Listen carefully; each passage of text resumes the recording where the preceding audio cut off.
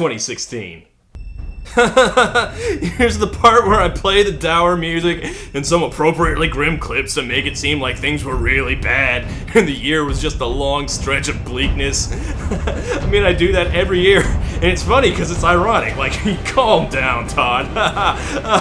Yeah, it's not funny this year. I don't know why I'm laughing. Nothing's good anymore. Look, there's no denying that this was a particularly brutal year. A year in which we kept losing our best and brightest and empowering our stupidest and worst.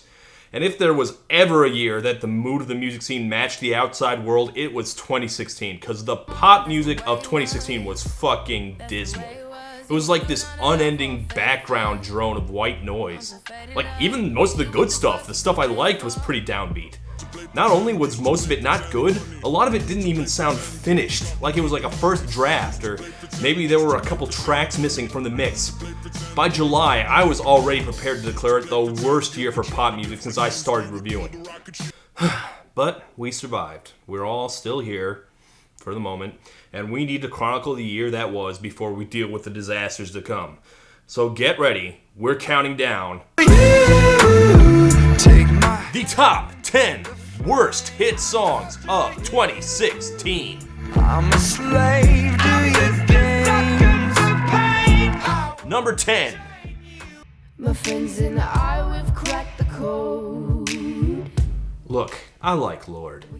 Don't love her, but I liked her. I mean, I'm interested to see how she follows up that first album. She definitely tapped into something, but I can't quite nail down what. In 2016, it's hard to remember what made Lorde such a breath of fresh air, because, the rush to find a new Lorde has turned out very badly. Oh, I don't know what you've been told, but this guy right here's gonna rule the world. Yeah, that is where I'm gonna be, because I wanna be. No, I don't wanna sit still, look pretty. Turns out, most teenagers think they and their friends are the first ones who've cracked the code. This is how we wound up with self-impressed, uninspiring smug fest from people like Halsey, Alessia Cara, and the very least talented of them all, Daya. It was an interesting perspective 3 or 4 years ago when the big hits were all by will.i.am and Miley Cyrus, but you can't say you're breaking the trend when you're blatantly following Lorde's trend. I mean, this is what every song's like now. But every song's like you get up on it, 9 to 5, dream of picket fences and trophy wives, but no. Daya's not gonna be a trophy wife. Take that, all no people who was pressuring her to be one. Daya didn't write the song. I knew that even before I looked it up because it was so obvious. She's 18. No one's pressuring her to be a gold digger. That's what middle-aged record industry hacks think teenagers are reacting to because that's all they know. For the record, this just barely edged out Alessia Cara's condescending "Scars to Your Beautiful" to be on the list. No scars to your beautiful. I guess because I decided her message of "You're beautiful" was better than Daya's message of "I'm beautiful." Sure, I'm a pretty girl up in a pretty world. Good for you. No, I don't wanna sit still, look pretty. I wish people told me to sit still and look pretty. My options are to sit still and look like wet garbage. And play dumb, pretending that I need a boy. This song sucks. I dare say Daya's only appeal is that her sound is average and unthreatening enough to get played on the radio, which, I mean, basically she is sitting still and looking pretty. Which is, I don't know, ironic or something. I don't know what you've been told, but this guy right here's gonna rule the world. Next! I'm just a sucker for pain. Number 9. Jumpin', them boys up to something. They just spent like 2 or 3 weeks out the country. To be honest, I'm not sure this is actually one of the worst songs of the year. I can't. After listening to all the songs this year, it was impossible to avoid one conclusion. Drake and Future straight ruined pop music. I just found my tempo like on DJ Mustard. Is this song that bad? I don't know. I have no idea. I can't even remember it. Actually, it's one of the few Future songs where I can actually remember at least one line. Jumpin', them boys up to something. I mean, it's the same word over and over again, but at least I can remember it, and I guess there's that other one, Wicked.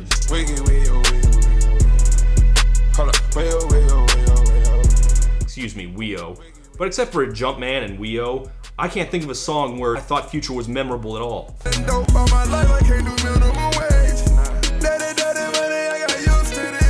Yeah, I'm a rapper. Yeah, in any case, Future is clearly no longer the future. He is the present, because everyone is trying to sound like him when they're not trying to sound like Drake. And Drake, he's made tons of songs I really like, but the two of them bring out the worst in each other. Drake's moody monotone and Future's semi-conscious drug stupor combined into the dullest goddamn sound that unfortunately dominated music this year. And, God, this song specifically, I don't know. I assumed it was about the Mario character in Donkey Kong, but apparently it's the Air Jordan logo. I hit that Ginobili with my left hand, like, woo! I guess the whole thing is semi-basketball themed, but we already have a great basketball rap song associated with Michael Jordan, and that's the Monstars rap from Space Jam.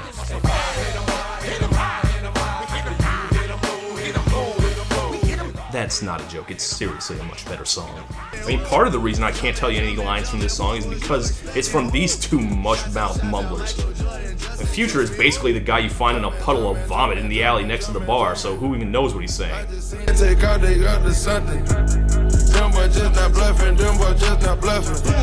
it. You want to live or don't like it? Oh, but you became the trees, no flame.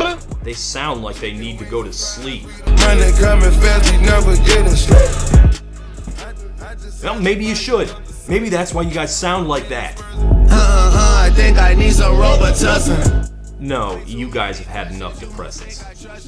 Unless nasal congestion is the reason you always sound like that! Noble. Christ, if this is all you have to do to succeed and get legions of imitators, why am I trying so hard?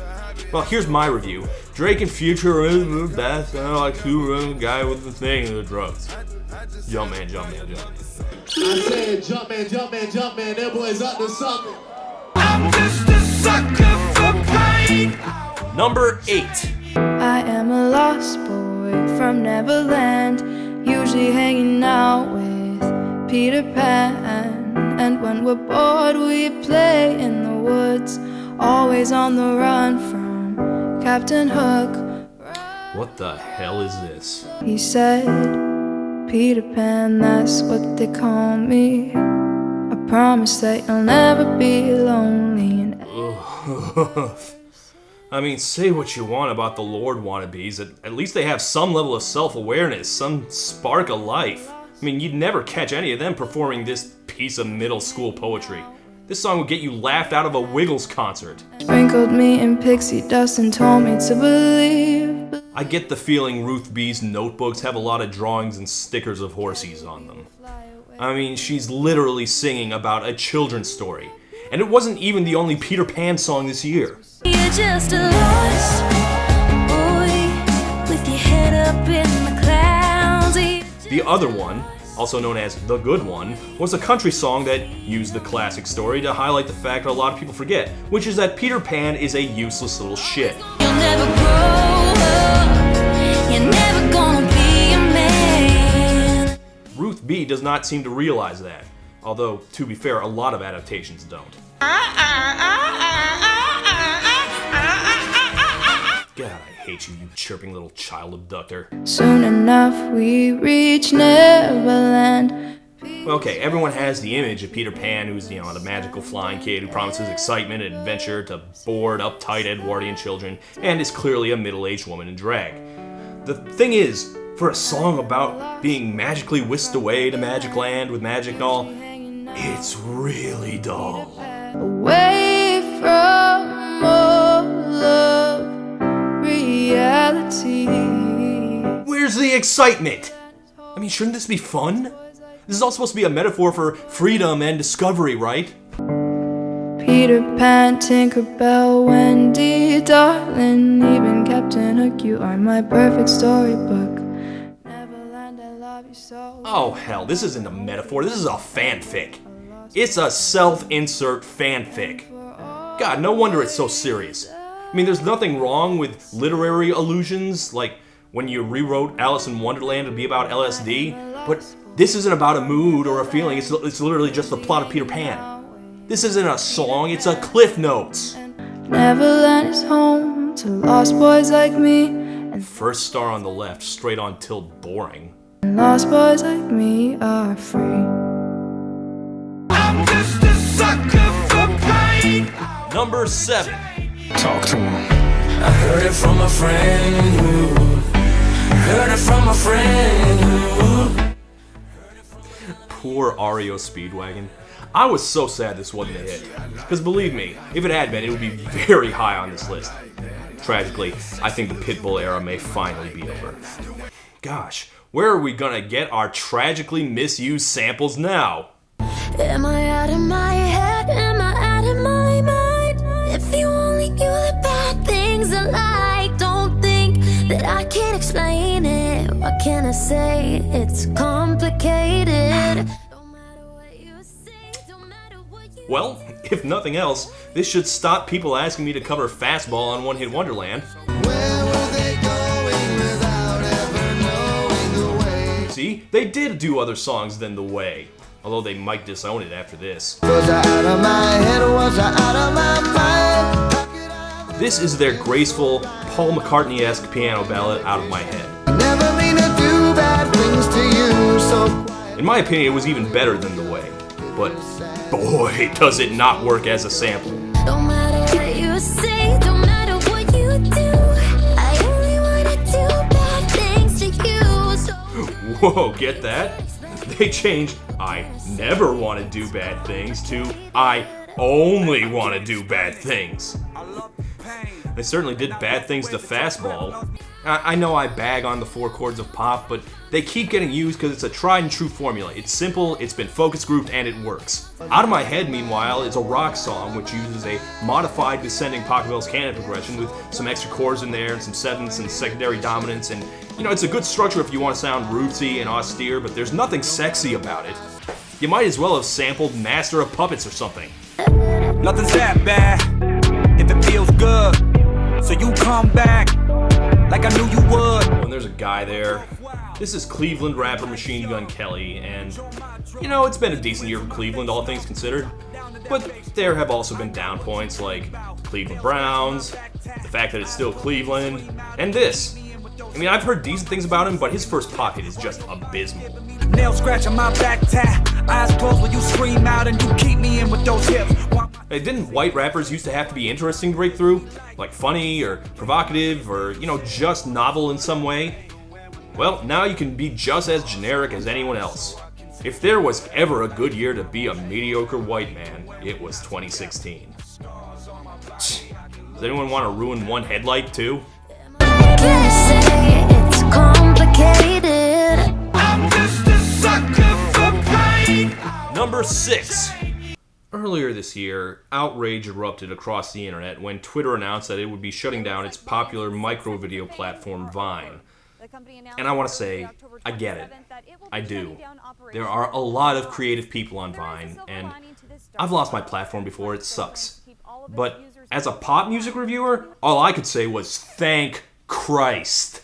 Because from my point of view, all Vine has ever done for me is give me this. Juju on that beat, juju on that beat, juju on that, juju on that, juju on that beat, now slide.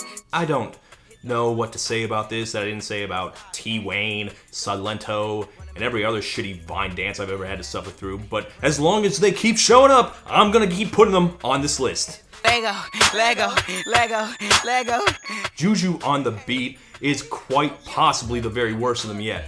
From the bad Big Mama's House impression at the beginning, Do that one dance, baby. That one dance. to the fact that they called my dad ugly. You ugly. You your daddy's son. How dare you? Juju on that beat, juju on that beat. I mean, if they mean juju in the sense of curse, then yes, they are definitely putting some juju on this beat. It's not even their beat. I remember this from 10 years ago. Say what you want about the crunk era of hip-hop, at least it had some balls. What the hell is this? Do your dance, hey. You ugly. These two kids are so devoid of artistic merit that, this is true, no one has even bothered to give them a Wikipedia page. Wikipedia has a 2,000-word article about mountains that look like boobs, yet nothing for the rappers behind one of the most popular songs in the country. And I'm a Detroit baby, and I don't know nothing else besides drinking and having parties and having some fun. I I say, look in the mirror, what you expect me to do? I see a 300S and got the blacked out rim. There's a good chance that these two kids will only ever have this song. And I don't mean that this will be their only successful song. I mean their only song. They'll never release anything else. So let me get my One Hit Wonderland episode out of the way for them right now. They were fetuses. It sucked. There was no follow-up. No. God, no. Run a man on that beat, ay, run a man on that beat, ay. Juju on the beat by whoever and who gives a damn. Thank God this trend is over. Oh. Yay. I'm happy for you guys? You ugly. You your daddy's son. You have now reached the conclusion of side 1 of your record. Turn it over and replace it on the turntable with side 2 on the top.